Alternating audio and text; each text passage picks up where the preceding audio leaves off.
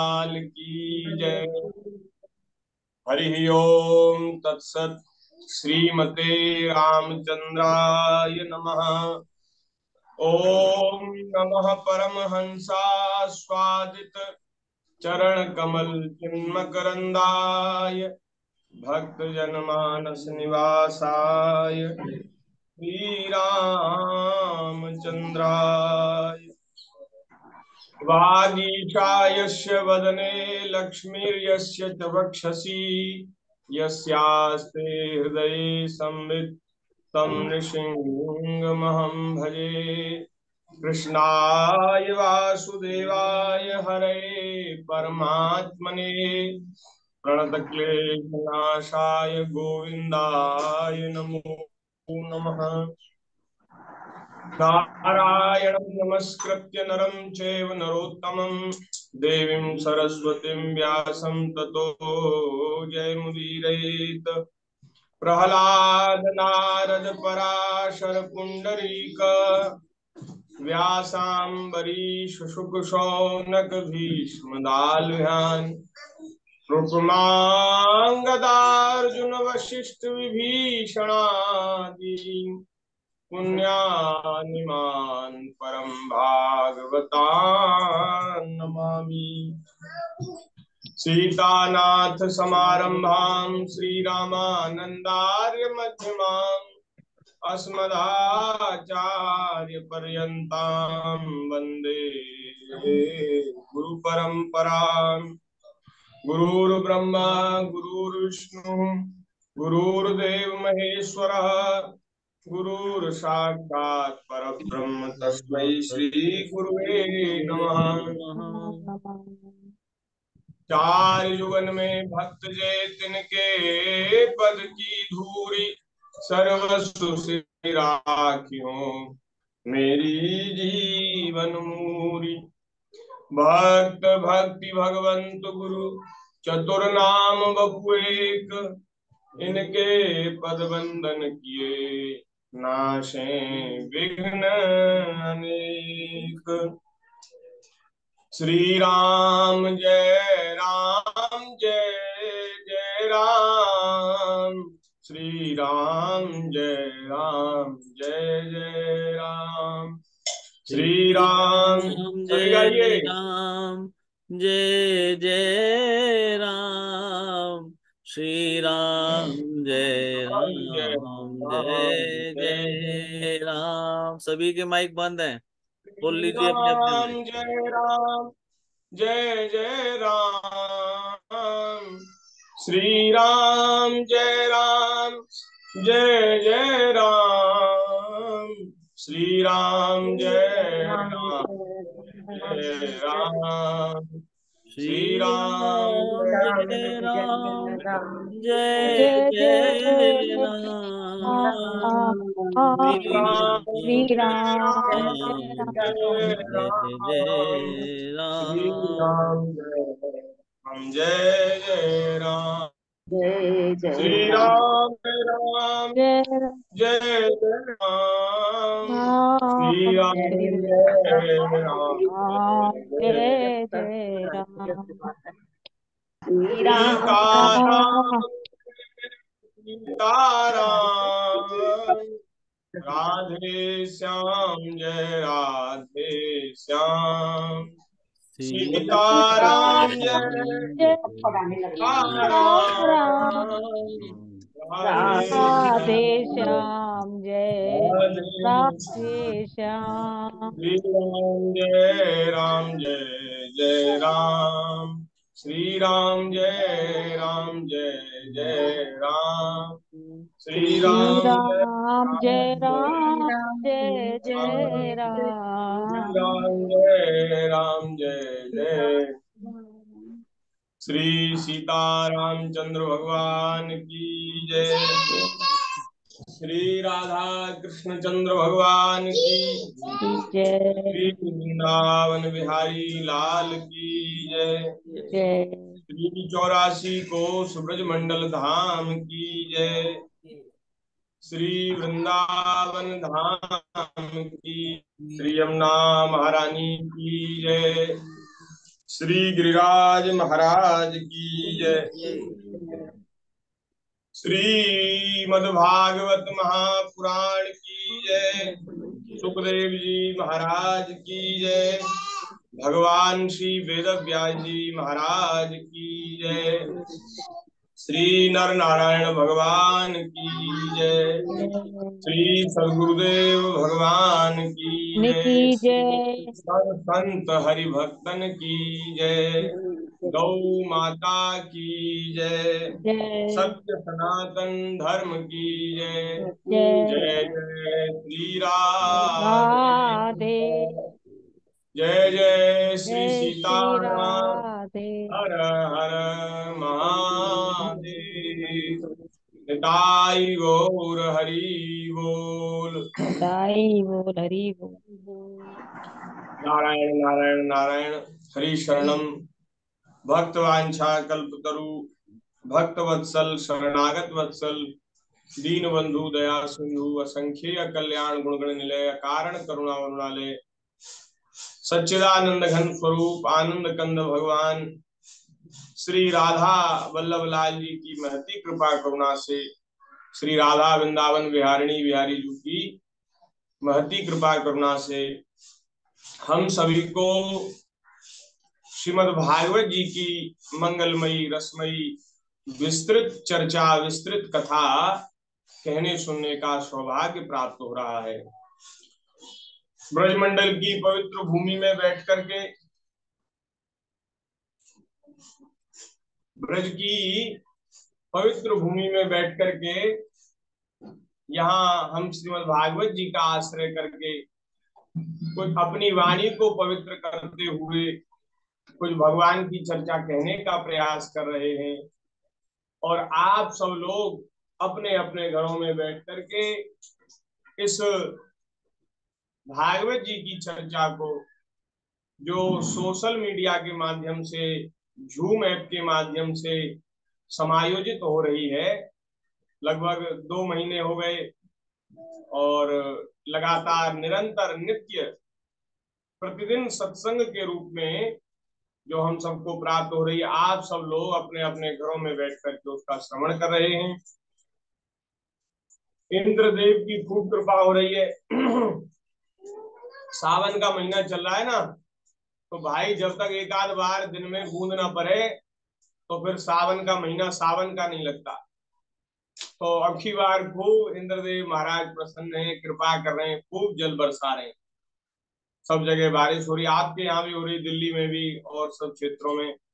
और हमारे यहाँ भी रोज 2-3 बार 4 बार बूंदें पड़ती हैं, बादल बरसते पानी हैं। पानी हो रही है दिल्ली। हाँ नहीं, देखो बढ़िया है दिल्ली ये। में तो लगातार चल रही है सुबह से शाम तक, अभी भी हो रही है। बताओ। 3 दिन हो गए, 3 दिन। हाँ, इतने हाँ, इंद्रदेव जी ये प्रसन्न जो हैं। मेघों कहानी का जो दिल्ली भी जल है ऐसे ना, ही चल रही है। बरसात का जो जल है, ये बड़ा उपयोगी होता है। जितना बरस जाए उतना बढ़िया है। फिर हमारे देश के जो किसान हैं, अन्नदाता जिन्हें कहते हैं, अन्नदाता किसान, वे इससे अपनी खेती और करेंगे। खेती किसानी के द्वारा खूब उनको लाभ होगा। बढ़िया है, भगवान की कृपा है। तो भागवत जी का सत्संग चल रहा है। तृतीय स्कंद में हम माता देवहूति और श्री कपिल भगवान के मंगलमय संवाद की चर्चा कर रहे हैं। इतना बढ़िया संवाद है महाराज, इसकी जितनी चर्चा की जाए उतनी कम है। हमारे गुरुदेव भगवान तो इसकी स्वतंत्र चर्चा करते हैं। महाराज जी कहते हैं कि हमें 7 दिन का समय, जो 4 घंटा 3 घंटा कथा होती है, उसमें 7 दिन का समय इस कपिल देवहूति संवाद को कहने के लिए ही चाहिए। इसको कपिलोपाख्यान कहते हैं। भागवत में जो कपिल भगवान ने माता देवहूति को जो उपदेश दिया है, उसको कपिलोपाख्यान कहते हैं। कपिल भगवान के द्वारा जो कहा गया उपदेश है, बड़ी सुंदर चर्चा है। तो महाराज अब जो पहले चर्चा हो चुकी है उसको कहने का तो समय नहीं है। अब आगे आपको स्मरण ही होगा, जब हमने अंतिम दिन शनिवार को जो सत्संग किया था, उसमें भगवान ने माता देवहूति को कल्याण का सहज सरल उपाय बताया, अपनी भक्ति। मेरी भक्ति सबसे सरल उपाय है। और वो बोले भक्ति कैसे मिलती है? बोले संतों के संग से, संतों मेरी भक्ति मिलती है, इसलिए संतों का संग किया जाए। तो माता ने पूछा कि प्रभु संत कैसे होते हैं? तो संतों के बड़े सुंदर लक्षण बताए। हमने बड़ी सुंदर चर्चा भई परसों। संतों के जो लक्षण हैं, तितिक्षवः, कारुणिका, सुहृदः, सर्वदेहिनां, अजात शत्रवः, शान्ताः, साधवः, साधु भूषणाः। महाराज जो सहनशील होते हैं, जो सहनशीलता संतों के लक्षणों में सबसे एक नंबर पर कही गई। ये जो गुण है सबसे पहले कहा गया। संत माने जो सहनशील है वो संत है। जो सुख दुख, अनुकूलता प्रतिकूलता, सर्दी गर्मी सब कुछ सहन कर ले, भूख प्यास सब कुछ सहन कर ले, जिसको सहन करना आता है वो संत है। लेकिन केवल सहन करना नहीं, और भी लक्षण हैं। बोले कारुणिका, कारुणिका माने जिनके हृदय में करुणा है, क्या है, जिनके हृदय में करुणा भरी हुई है। सुहृदः सर्वदेहिनाम, जो सभी प्राणियों के हितैषी हैं, सुहृद हैं। किसी भी प्राणी का अहित उनके द्वारा नहीं होता। इसकी चर्चा उस दिन हुई कि जब संत महापुरुष किसी के ऊपर क्रोध भी करते हैं ना, तो वो भी उस जीव के मंगल के लिए ही करते। उनके हृदय में किसी के प्रति शत्रुता नहीं होती। वे अजात शत्रु होते हैं, अजात शत्रु, उनका कोई शत्रु ही नहीं होता। शांत होते हैं ऐसे साधु जन, वे साधुओं में शिरोमणि होते हैं। और बोले मय्यन्येन भावेन भक्तिम कुर्वन्ति ये नृणाम, मत्कृते त्यक्त कर्माणस्त्यक्त स्वजन बांधवा। मेरे समर्पित जो सारे कर्मों को कर देते हैं, या फिर सारे कर्मों का फल मेरे चरणों में समर्पित कर देते हैं। और महाराज आसक्ति का, जो कर्म में आसक्ति है उसका त्याग कर देते हैं। यहाँ भगवान कह रहे त्यक्त कर्माण माने कर्मों का त्याग कर देते हैं। तो का त्याग कोई कर नहीं सकता। ऐसी कोई परिस्थिति नहीं है जिसमें कर्म ना हो। हम कुछ भी ना करें तो भी वो एक कर्म है। अब खाली बैठे हैं तो भी तो वो क्रिया है, कर्म है। तो बिना कर्म किए कोई एक क्षण भी नहीं रह सकता, गीता में भगवान ने कहा है। तो कर्म का त्याग का मतलब क्या है? कर्म के त्याग को भगवान कह रहे हैं, तो इसका तात्पर्य क्या है? इसका तात्पर्य है कर्म में आसक्ति का त्याग। आसक्ति पूर्वक कोई कर्म नहीं करते, और कर्म करते हैं उसको भगवान के चरणों में समर्पित कर देते हैं, उसका फल नहीं चाहते। ये होता है त्यक्त कर्माण। और महाराज त्यक्त स्वजन बांधवा, अपने स्वजन, बंधु बांधव, स्त्री पुत्र, ग्रह शरीर सारे, जो अपने, जिनको अपना कहा जाता है, मेरा कहा जाता है, उन सभी अपनों के प्रति उनके हृदय में आसक्ति का अभाव हो जाता है। और कभी कभी महाराज भक्ति की तीव्रता ऐसी हृदय में होती है कि फिर सब कुछ छूट ही जाता है। फिर तो महाराज बंधु बांधव रोते गिड़गिड़ाते रह जाते हैं, और रोते बिलखते हुए उनको छोड़कर और वृंदावन में, श्री चित्रकूट में, अयोध्या में कहीं संतों का संग करते हुए, सानिध्य प्राप्त करते हुए भजन करते हैं। ऐसा भी महाराज होता है। और नहीं तो हृदय में आसक्ति नष्ट हो जाती है, किसी के प्रति अपनापन नहीं रहता। मैं श्री ठाकुर जी का अंश हूं और मेरे श्री ठाकुर जी हैं, ये बात। न मैं शरीर हूं, न संसार मेरा है, मैं भगवान का।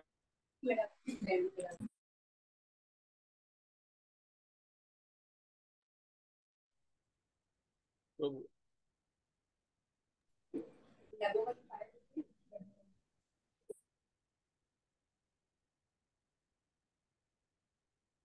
प्रभु जी, आपका माइक बंद हो गया है।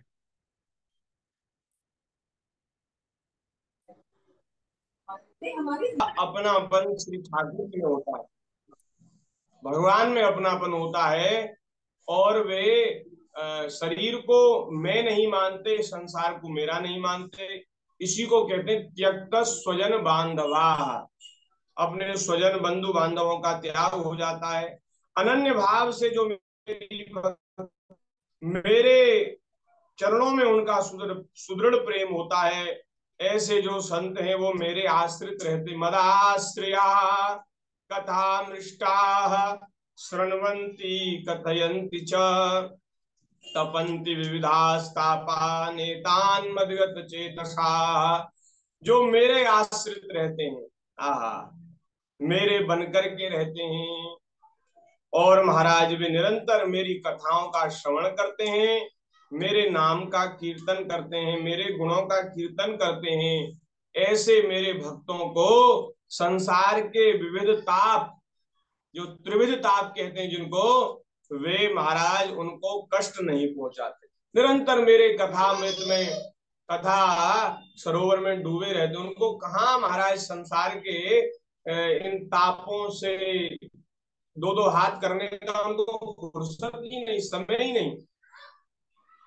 भाई ये सब नाटक नौटंकी उसके साथ होती जो खाली बैठा है, जिसके पास कोई काम नहीं, उसके साथ महाराज ये त्रिविध ताप खूब खेल खेलते हैं। लेकिन भगवान के भक्तों के लिए पास तो एक मिनट की फुर्सत नहीं, उनके पास आने का इनको अवकाश ही नहीं मिलता। और एक और बात बड़ी सुंदर महाराज संत महापुरुष कहते हैं, देखो संसार में, संसार एक जंगल है और इस जंगल में दावाग्नि लगी हुई। तीन ताप जो हैं वो सभी प्राणियों को सता रहे। आग लगी है त्रिविध ताप की, माया की, काम क्रोध मोह की आग लगी है, उसमें सभी जल रहे हैं।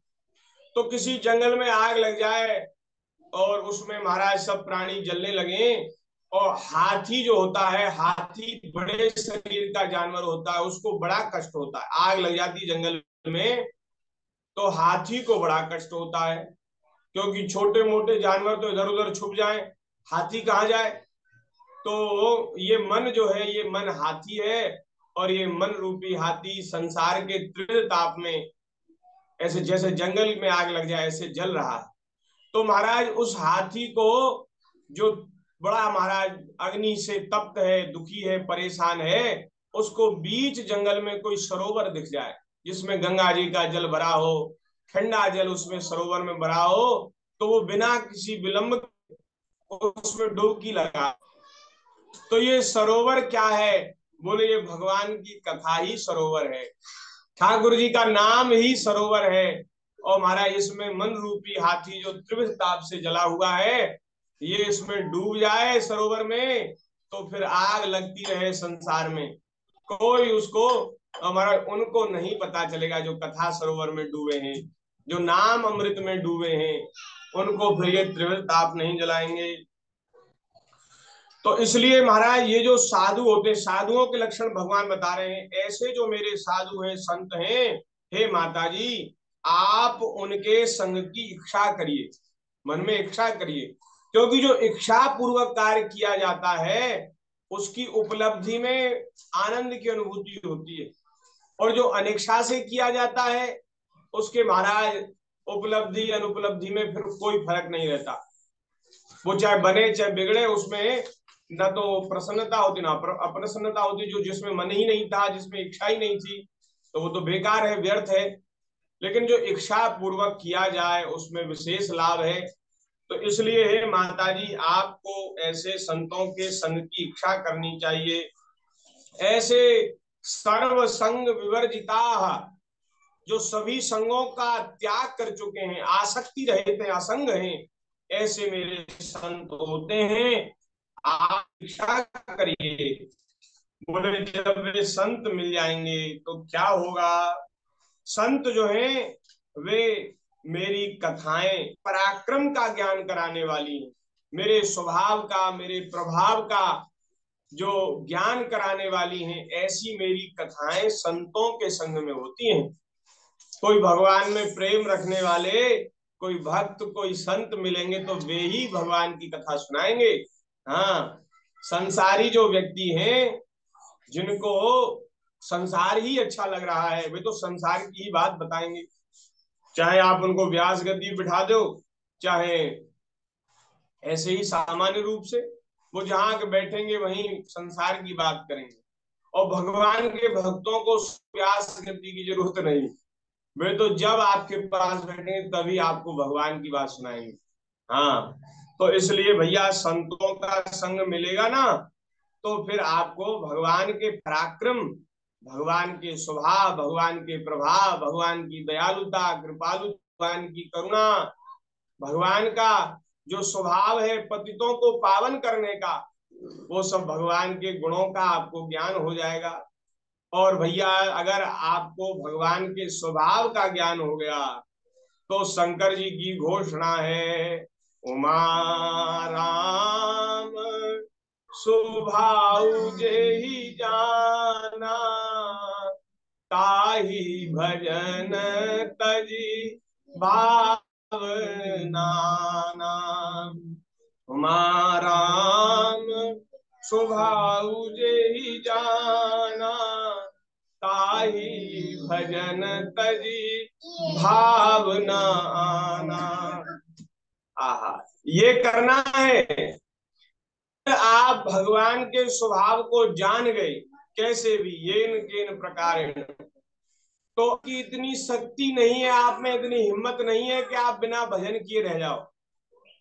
अब तो स्थिति ये है कि पूरी शक्ति लगाकर भी भजन बनता नहीं, भजन होता ही नहीं। भजन में महाराज बड़ा प्रयास करना पड़ता है भजन करने के लिए, तब भी भजन नहीं होता। लेकिन ठाकुर जी का स्वभाव जान गए, उनकी उनके गुणों को जान गए, उनकी महिमा को जान गए, तो हम में और आप में ऐसी हिम्मत नहीं कि हम बिना भजन किए रह जाएं। ताहि भजन तरी भाव ना आना, बोले उसको भजन को छोड़कर कोई दूसरी बात अच्छी नहीं लगती। भगवान को जो जान ले, और भगवान को जानने का एक ही उपाय है, उनके बारे में सुनो, उनकी कथा सुनो, उनकी चर्चा सुनो। इसी से तो जानने में आएंगे ठाकुर जी। कैसे जानोगे? उनके बारे में सुनकर जानेंगे। देखो, देखकर नहीं जाना जाता। हम आपको देख लें, आप हमें देख लें, आप नहीं जान पाओगे।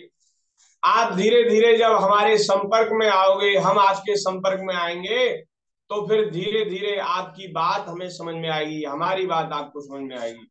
तो देखने से ज्ञान नहीं होता भाई।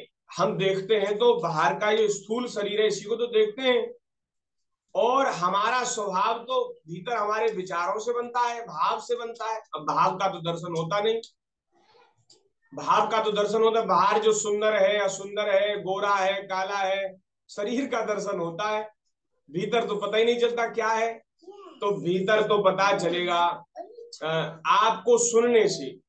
जब हम आपको सुनेंगे ना, तो आपके विचार, आपके भाव, आपकी वाणी के द्वारा व्यक्त होंगे, प्रकट होंगे, तो हम आपको जान जाएंगे।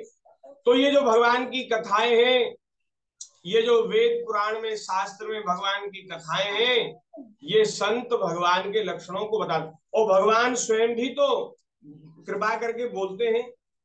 ठाकुर जी बोलते हैं तो पता चलता है कि कैसे हैं भगवान। बीच बीच में कहीं आप देखो, यहाँ भगवान ही तो बोल रहे हैं, ठाकुर जी कह रहे हैं माता देवहूति से। तो भगवान जब बोलते हैं तो उनका पता चलता है कि ये कैसे हैं। तो भैया कथा सुनकर के ही भगवान को जाना जाता है। तो कथा सुनने से क्या होता है? बोले मोक्ष मार्ग में श्रद्धा हो जाती है, और फिर धीरे धीरे प्रेम और भक्ति का विकास होता है।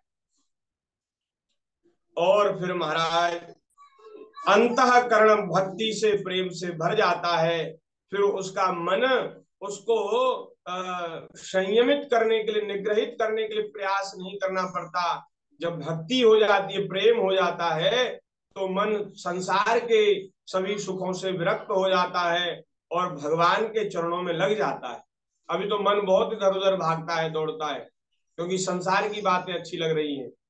संसार से जब वैराग्य हो जाएगा ना, पूर्ण वैराग्य, तो फिर संसार में मन नहीं जाएगा।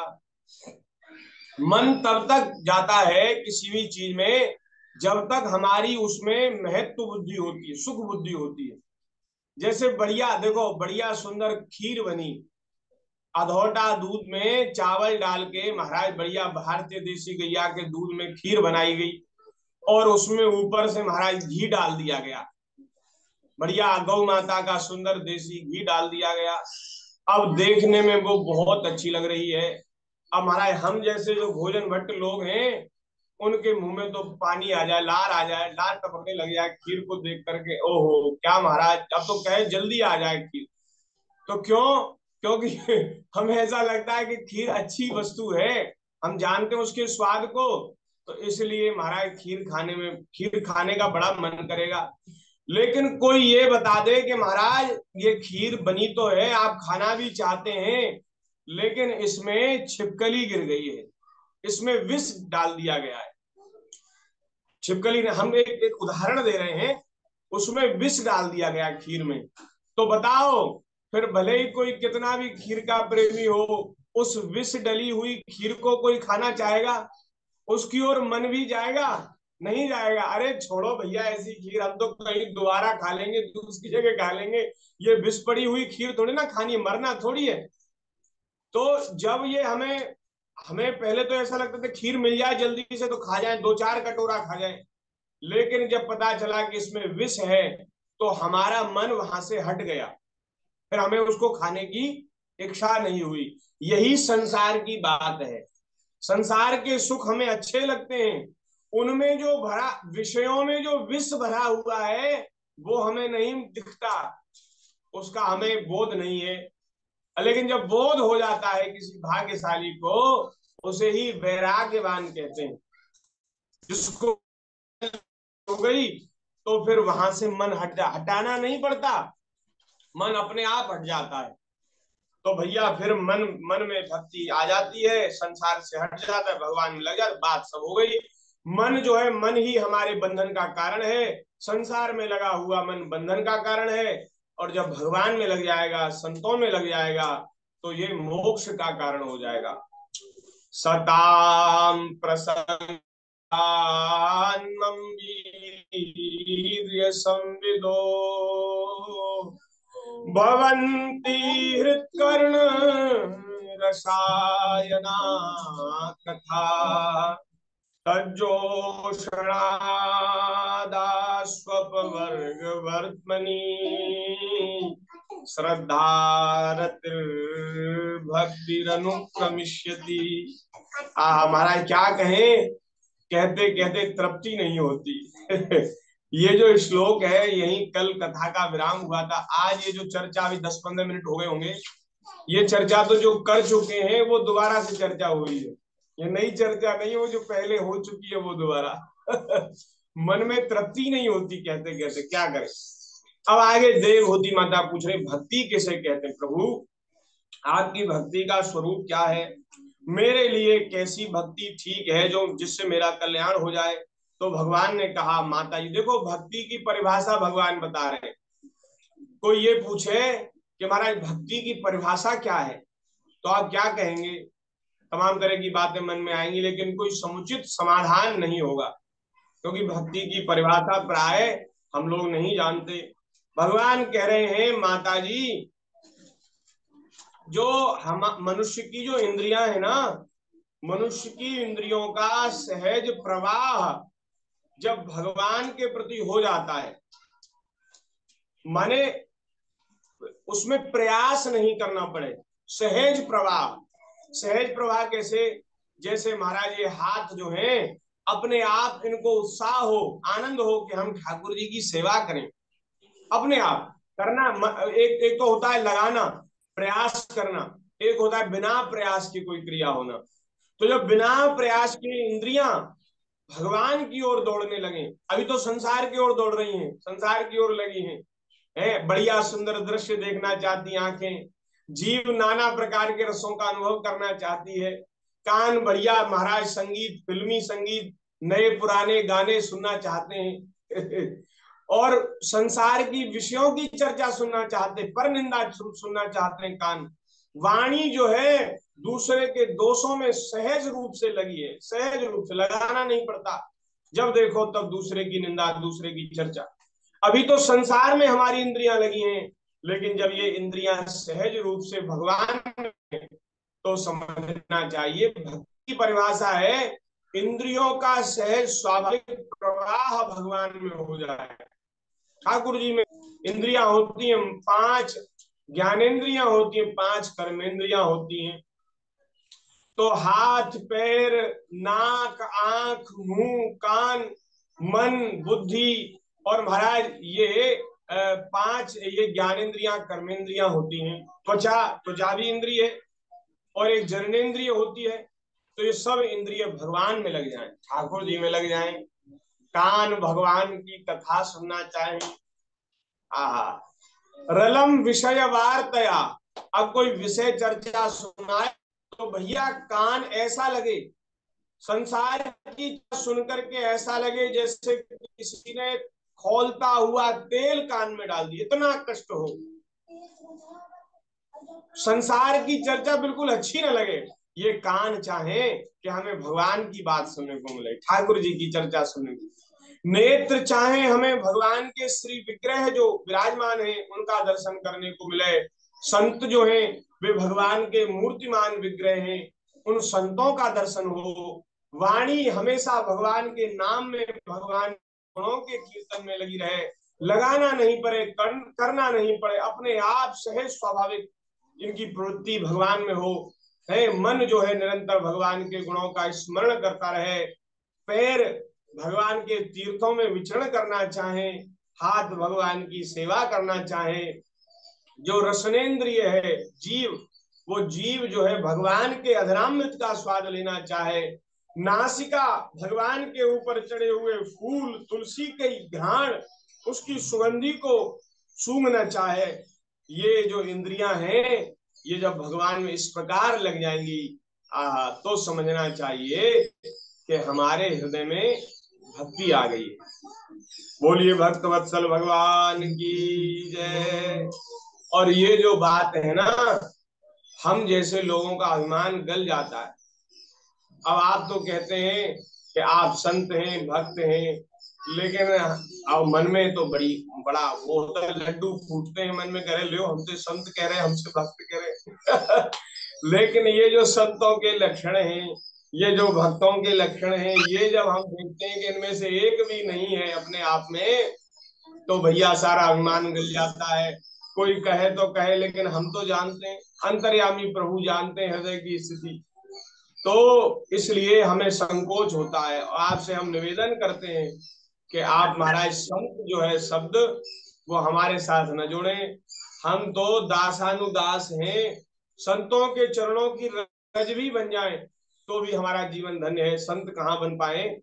और ऐसी भगवान कृपा करें कि ठाकुर जी कभी हमारे हृदय में भी भक्ति उत्पन्न हो जाए, साधुता जीवन में आ जाए। कब हो कहो यह रहनी रहूंगो, श्री रघुनाथ कृपालु कृपाते संत स्वभाव कहूंगो।